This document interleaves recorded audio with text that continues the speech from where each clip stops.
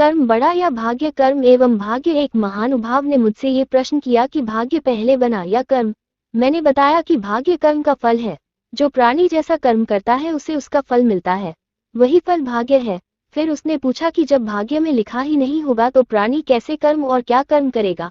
कहा जाता है कि बिना ईश्वर की इच्छा के एक पत्ता भी नहीं हिलता है, तो बिना ईश्वर की आज्ञा के किसी को सुख या दुख कैसे मिलेगा? और यदि दुख या सुख सब भगवान की इच्छा पर ही निर्भर है तो भाग्य में लिखा होकर ही क्या करेगा? भाग्य में सुख लिखा है और यदि भगवान नहीं चाहेगा तो भाग्य में लिखा होकर ही सुख नहीं मिल पाएगा। मैंने बताया कि जब कोई ग्राहक दुकान से सामान खरीदने जाता है तो वो सामान का भाव पूछता है, न कि बेचने वाले का, तथा वो ग्राहक सामान खरीदता है न कि दुकानदार को खरीदता है। किंतु फिर भी सामान दुकानदार को ही देना पड़ता है और हम पैसा भी दुकानदार को ही देते हैं, न कि सामान को। हम उस सामान का भाव भी उस दुकानदार से ही पूछते हैं, न कि उस सामान से। हमारे पैसे के मुताबिक दुकानदार सामान का वजन निर्धारित करता है, उसकी गुणवत्ता निर्धारित करता है, फिर वो सामान देता है। या हम सामान पसंद करते हैं, फिर दुकानदार से उसकी कीमत पूछते हैं और फिर उस सामान के गुण एवं मात्रा के अनुसार कीमत अदा करके सामान घर ले आते हैं। ठीक उसी प्रकार भगवान हमारे कर्मों की मात्रा एवं गुणवत्ता परखता है, फिर उसके मुताबिक उसका फल देता है। हम चाहे लाख कोशिश करें, फल हमारे कर्मों का ही मिलेगा। फिर उसने पूछा कि जब सब कुछ वही होगा जो भाग्य में लिखा है तो फिर कर्म क्यों करना? जो लिखा होगा वह होगा। मैंने बताया कि भाग्य में जो लिखा है, या दूसरे शब्दों में जो विधाता ने जो लिख दिया है वो होकर ही रहेगा। चाहे कोई कुछ भी करे वो टल नहीं सकता। तो फिर उसने पूछा कि तो फिर कोई कोशिश क्यों करना? चुपचाप नितला बनकर बैठे रहना ही अच्छा है, क्यों कोशिश करना? आखिर जब जो लिखा है वही होगा तो फिर क्यों कोई कर्म करना? मैंने बताया कि जो लिखा है वो होकर ही रहता है। भाग्य या दुर्भाग्य अपना प्रभाव बिल्कुल समय पर पूरी मात्रा में देते हैं, किंतु हम उस भाग्य या दुर्भाग्य से अपने आप को बचा सकते हैं। जैसे ठीक दोपहर में भगवान सूर्य चिलचिलाती हुई गर्मी फैलाते हैं। भयंकर गर्मी से प्राणी त्राही त्राही करने लगता है और फिर उस गर्मी से बचने के लिए या तो किसी पेड़ की छाया में जाता है या अपनी सामर्थ्य के अनुसार वातानुकूलित घर में शरण लेता है। किंतु उसके ऐसा करने से भगवान सूर्य की न तो गर्मी कम होती है या न तो भगवान सूर्य अस्त होते हैं। वो अपना काम पूरी तरह करते हैं।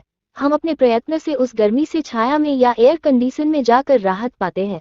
ठीक इसी प्रकार भाग्य या दुर्भाग्य अपना प्रभाव सही समय पर भरपूर देता है, किंतु हम पूजा पाठ, यज्ञ, यंत्र, मंत्र तथा तंत्र अनुष्ठान, दान आदि की छाया या एयर कंडीशन में उससे अपने आप को बचा लेते हैं, तथा जो प्रयत्न नहीं करता या छाया में नहीं जाता वो गर्मी से झुलस जाता है। मैं नाम नहीं प्रकट करना चाहता। उस व्यक्ति की भारत में विशेष प्रतिष्ठा है तथा एक पढ़े लिखे संभ्रांत परिवार कुल से संबंधित है, किंतु ईश्वर की दया से वह सज्जन बहुत ही प्रसन्न हुए। कारण ये था कि उनके एक संबंधी अपनी कुंडली दिखाने आए थे।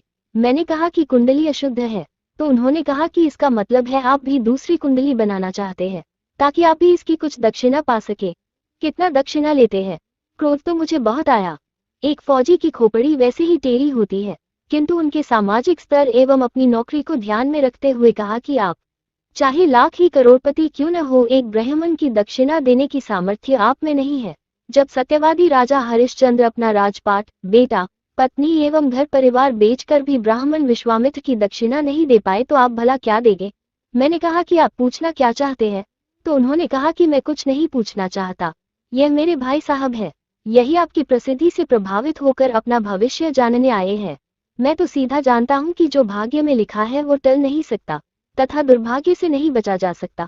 किंतु जब मैंने इसका विश्लेषण उन्हें बताया तो वो बहुत ही प्रभावित हुए।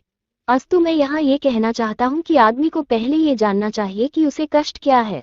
कुंडली की 12 भावों का सम्यक अध्ययन करके कष्ट का प्रकार पहले जानना चाहिए तथा फिर उसके निराकरण का सम्यक उपाय करना चाहिए। भाग्य या दुर्भाग्य को बदला नहीं जा सकत, किंतु उसके अच्छे या बुरे प्रभाव से बचा जा सकता है।